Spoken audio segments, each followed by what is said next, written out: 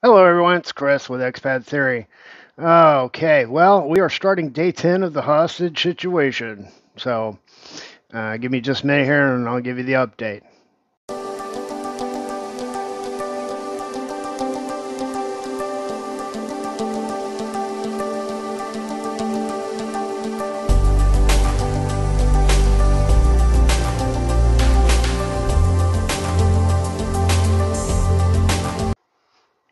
Alrighty, well, I have been in the hotel room now for about 10 days.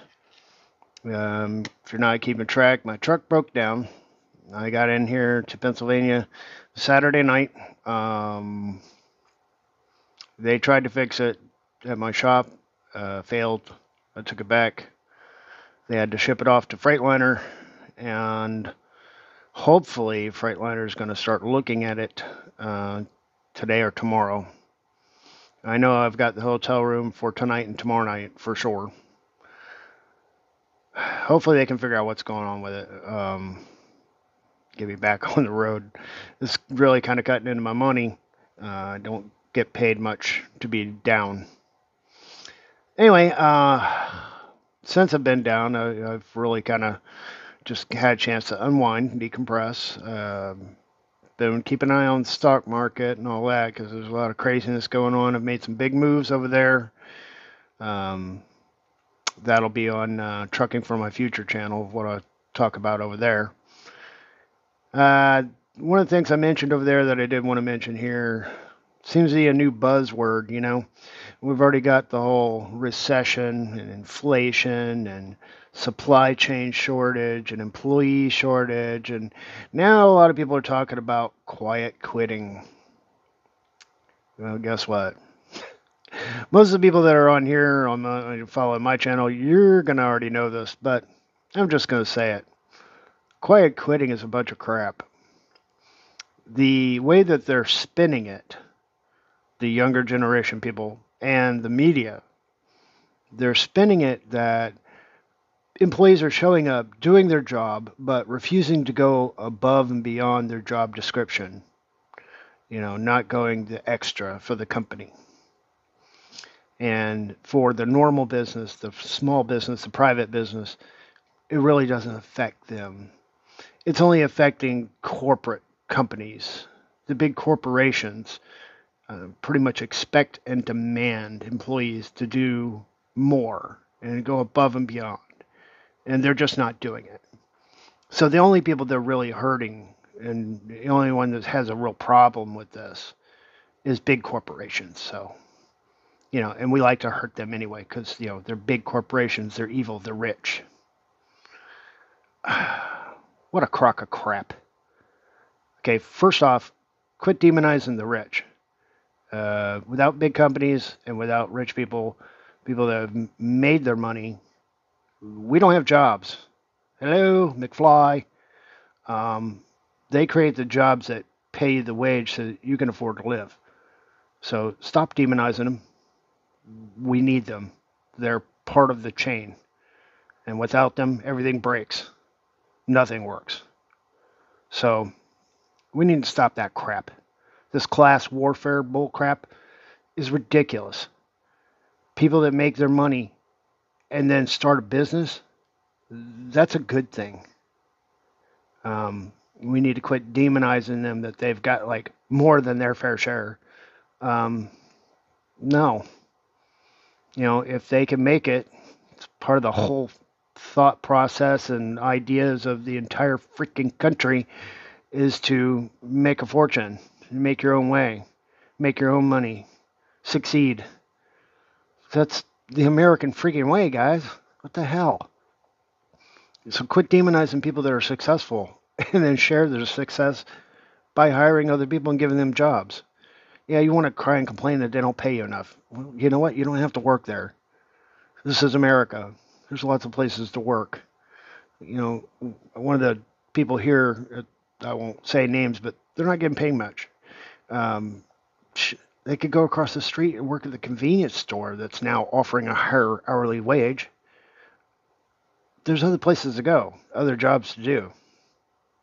So shop around, especially right now. Wages are way up, which is part of the reason why we have inflation. People don't want to talk about that, but yeah, we got inflation. Part of the reason is because employers and businesses are having to pay a lot more for their employees, which in turn means they have to charge more for their prices. And that's inflation. The other thing about this quiet quitting crap, these people are not showing up and just doing their jobs. No, they're showing up, punching the clock, and playing on their phones for the next 8 hours, hiding, doing as little as possible, and trying to get away with it. If there were actually people getting off their butts and going out and getting these jobs, these individuals would be fired and replaced immediately. So it's just being spun for political purposes, and to say, oh, well, it only hurts corporate companies. It's class warfare, and it's ridiculous, and it's not true. Anyway, that's my soapbox for the day. But I just figured I'd mention that because that's something that's kind of getting under my skin. Because you see people standing around not doing their jobs, not caring one bit about doing their job. And, if you're going to do that, just quit. Don't quiet quit. Just quit and go home. Let somebody else have that job. And the people that are sitting at home collecting government benefits need to get off their butts and go back to work. That Rona money is going to run out eventually. Anyway, back to what's going on with me. Obviously, it's going to be a little while before I get my truck back and start getting back on track with my paychecks. My next probably 2 checks are going to be affected negatively, sadly. Everything else is pretty much doing good. The plan is still looking good. I'm having to lower my end of year expectations or projections because I wasn't expecting to be off the road again before the end of the year. So I'm guessing somewhere over 60, put it that way, is where I should finish for the year, between 60 and 65,000.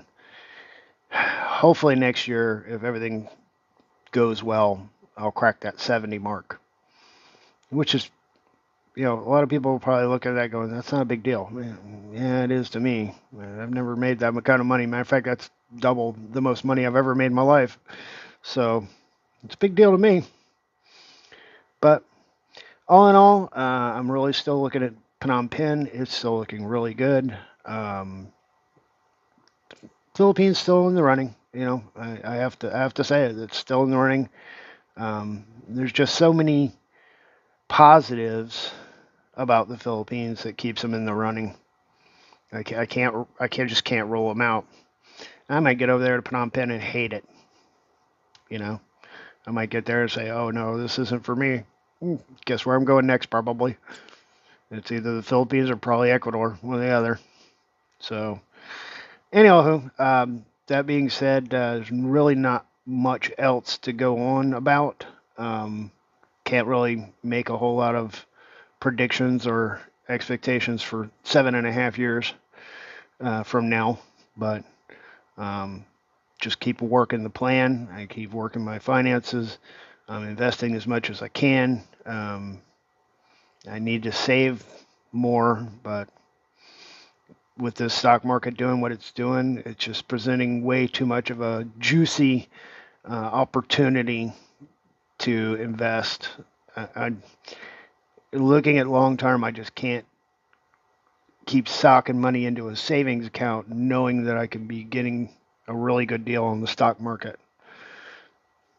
I'm just basically dropping everything I can right now with it being down like it is. A couple of years, I'm going to be looking good because it's all going to come back. It might come back way before that, but when it comes time to retire, yeah, I'm gonna be looking good. So everything's positive, everything's up. I'm happy. Dealing with the problems that I have to deal with. It's part of the life of trucking.